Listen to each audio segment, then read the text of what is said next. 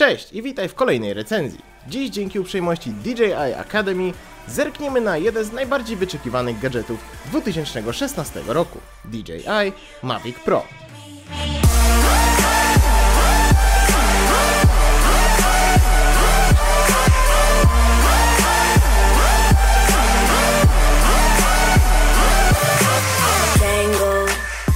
DJI od zawsze zaskakiwał funkcjonalnością i innowacyjnością swoich produktów. W zaledwie kilka lat zrewolucjonizowali rynek filmowania z powietrza, stając się gigantem, który zgarnął większość rynku, zawsze będąc o krok przed konkurencją. Niedawno lider zaprezentował nowy produkt. Oprócz najpopularniejszych platform Inspire i Phantom, mamy teraz również Mavica Pro, który był odpowiedzią na GoPro Karmę zaprezentowaną chwilę wcześniej. Jego największą zaletą jest chyba rozmiar. Po złożeniu zajmuje prawie tyle samo miejsca, co aparatura od Phantoma 3. Zanim jednak przejdziemy do testów, zobaczmy, co otrzymujemy w opakowaniu. Za cenę $1000 lub 5200 zł w Polsce otrzymamy Mavica Pro wraz z inteligentną baterią, aparaturę, ładowarkę, kabel do ładowania aparatury, kabel do ładowarki, dwie pary śmigieł, kable do urządzeń mobilnych, a także kartę pamięci. Dostępna jest również opcja zakupu w formie combo. Wtedy zapłacimy już 6500, a w zestawie dodatkowo otrzymamy dwie inteligentne baterie, dwa śmigła, ładowarkę samochodową, adapter do baterii, charging hub, a także specjalną torbę do noszenia Mavica. W ładowarce do baterii mamy dwa wejścia USB, które posłużą nam również do ładowania aparatury i telefonu. Możemy te wszystkie trzy rzeczy ładować naraz, choć DJI ostrzega, że ładowanie zajmie wtedy dłużej. Kolejnym dodatkiem jest adapter. Dzięki niemu możemy poświęcić jedną z baterii na rzecz ładowania telefonu lub aparatury. Składa się nie tylko Mavic. Miniaturowa aparatura, którą otrzymujemy, również rozkłada się, aby zakleszczyć telefon lub tablet. W zależności jaki telefon mamy, możemy wymienić boczny kabel z końcówką pasującą do naszego urządzenia. Jeśli zaś telefon nie ma wejścia na spodzie lub używamy tableta, możemy wykorzystać wejście USB na spodzie aparatury, aby podpiąć urządzenie. Jeśli chodzi o tablety, to nowa miniaturowa aparatura mieści nawet iPada mini, który ma prawie 8 cali. Jeśli chodzi o funkcjonalność, mamy wbudowany ekran, który pokazuje nam podstawowe parametry drona, przycisk do włączenia aparatury, powrotu do domu, pauzy oraz joystick, którego 4 kierunki możemy zaprogramować w dowolny sposób. Może to być natychmiastowe skierowanie kamery w dół lub cyfrowy zoom. Na górze znajdują się dedykowane przyciski do zdjęcia i nagrywania oraz dwa pokrętła. Jedno do ekspozycji, drugie do kontroli gimbala. Z tyłu mamy kolejne dwa programowalne przyciski, które znamy również z aparatury Phantomów i Inspire. Choć niewątpliwym plusem aparatury jest jej rozmiar po złożeniu, to nie jest ona tak wygodna jak ta w Phantomach. Ale jeśli nie chcemy ze sobą brać aparatury, możemy zamiast niej użyć naszego telefonu. Wystarczy, że z boku Mavica przełączymy na tryb Wi-Fi i podłączymy swój telefon przez kod QR lub hasło. Zasięg w Stanach wynosi 7 km, zaś w Europie 4 km. Jeśli chodzi o nasz telefon, to maksymalnie możemy oddalić się na 80 metrów.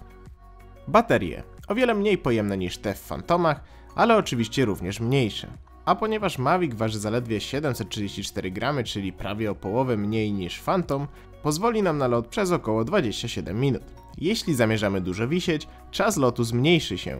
Mavic podczas lotu wykorzystuje swój aerodynamiczny kształt, dzięki czemu zmniejsza zapotrzebowanie na baterię. Są one również inteligentne, co oznacza, że same się balansują i rozładowują do odpowiedniego napięcia, tak aby dłużej nam posłużyły. Ok, przejdźmy do gwoździa programu. Phantom przy złożonym Mavicu wygląda jak gigant, a przecież jeszcze do niedawna to Phantom był miniaturowym dronem z dobrą kamerą. Mechanizm Mavica wygląda na solidny. Sam DJI twierdzi, że nie ma prawa się zużyć i szacują, że testowali go co najmniej 5000 razy. Co do samych możliwości kamery, mamy tryb 4K w 24 klatkach na sekundę, UHD w 25 lub 30 klatkach, zaś Full HD filmuje aż w 96 klatkach, czyli tyle, ile chociażby Lumix GH4. Choć nie tylko z naszych testów wynika, że klatkarz powyżej 30 powoduje, że jakość obrazu diametralnie spada. Zobaczcie krótki filmik, który nagrałem w 50 klatkach. Jeszcze zanim wam go pokażę, ponieważ lataliśmy w bardzo ekstremalnych warunkach, poniżej temperatury, którą zaleca DJI, gumy amortyzujące robią się sztywne, dlatego na ujęciach na zewnątrz obraz drży. Jak później zauważycie, w pomieszczeniach tego efektu nie ma, ponieważ jest cieplej, tak więc na to nie zwracajcie uwagi.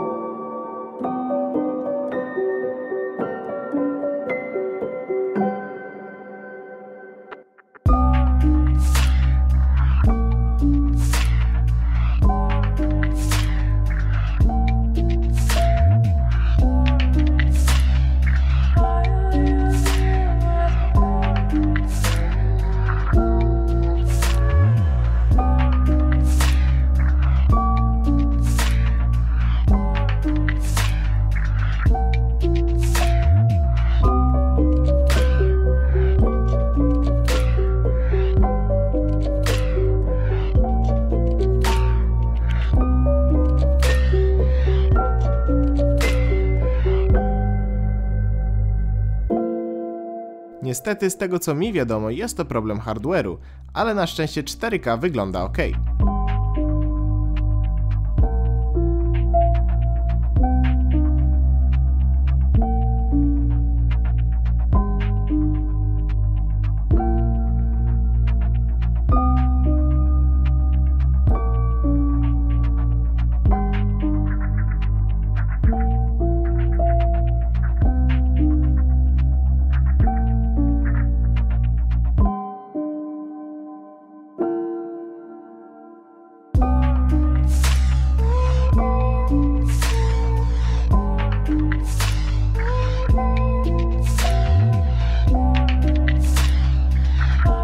Ponieważ zimę mamy największą od kilku lat, można śmiało powiedzieć, że nas nie oszczędzała.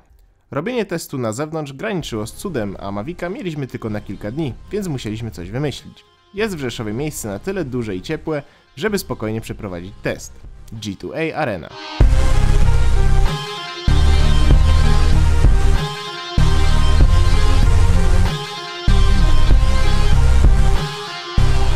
Ponieważ Mavic jest wyposażony w czujniki omijania przeszkód z przodu i z dołu, mamy dostępne kilka trybów autonomicznych i inteligentnych. Kilka z nich to np. Follow Terrain, czyli automatyczne podwyżanie i obniżanie lotu podczas śledzenia, Tap to Fly, punkt, wokół którego ma krążyć, a także gesty, dzięki którym bez użycia aparatury Mavic zrobi nam zdjęcie, czy zacznie nas śledzić. No właśnie, śledzenie.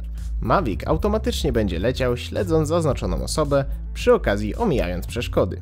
O ile nie jest zbyt ciemno, Mavic bardzo szybko reaguje na zmianę kierunku i ciężko go zgubić. Jedyne kiedy udało nam się zgubić jego śledzenie to wtedy, kiedy schowałem się za Asią, a Mavic trochę zgłupiał i zaczął śledzić ją. Ale okej, takie oszustwa możemy mu wybaczyć. Jeden z moich ulubionych trybów to tryb Tripod. Dzięki niemu w pomieszczeniach możemy robić płynne ujęcia niczym na profesjonalnej dolce, a dzięki czujnikom lot w tym trybie jest wyjątkowo bezpieczny. Mówię w tym trybie, bo jest taki, w którym te czujniki nie działają. Sport Mode. Tu Mavic reaguje bardzo dynamicznie na nasze ruchy drążków i potrafi rozpędzić się do ponad 65 km/h.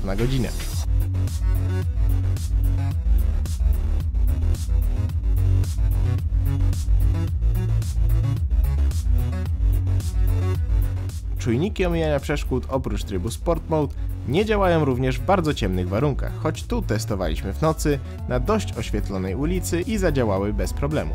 Nowością w Mavicu jest Tap to Focus. Aby złapać ostrość na interesującym nas obiekcie, musimy kliknąć na ekranie w jego miejscu. Nie przejmuj się, Kuba. Minusem jest na pewno dużo mniejsza odporność na wiatr, z czym akurat DJI się nie kryje, pisząc na swojej oficjalnej stronie. Ale myślę, że nikt tu nie jest zdziwiony. Przy takich rozmiarach i gabarytach i tak świetnie radzi sobie z podmuchami. A o mocniejszych poinformuje nas komunikatem, aby latać ostrożniej. Mavic ma wiele plusów. Niewątpliwie największym jest rozmiar i możliwości takie jak kamera 4K, omijanie przeszkód, daleki zasięg oraz różnego rodzaju autonomiczne tryby. Widząc nowy produkt, który oferuje DJI, nie wyobrażam sobie podróży na koniec świata i nagrywanie swoich przygód z wielkim jak na dzisiejszy standard Phantomem. Z drugiej strony, jeśli decyduje się na zakup platformy pod bardziej profesjonalną produkcję, myślę, że Phantom czy Inspire z uwagi na lepszą kamerę i odporność na wiatr mogą okazać się bardziej niezawodne. Jeśli na zlecenia dojeżdżacie samochodem i miejsce nie jest aż tak ważne, to ja osobiście wybrałbym Phantoma. Co wybierzecie wy, zależy oczywiście od was. Niezaprzeczalnie oba drony są świetne i bez wątpienia zapewnią dużo zabawy, a w przypadku profesjonalnej produkcji dobrej jakości materiał. A co wy byście wybrali? Phantoma czy Mavica? A może oba? Zostawcie koniecznie odpowiedź w komentarzu, a także nie zapomnijcie zostawić łapki w górę i subskrypcji, jeśli odcinek wam się podobał.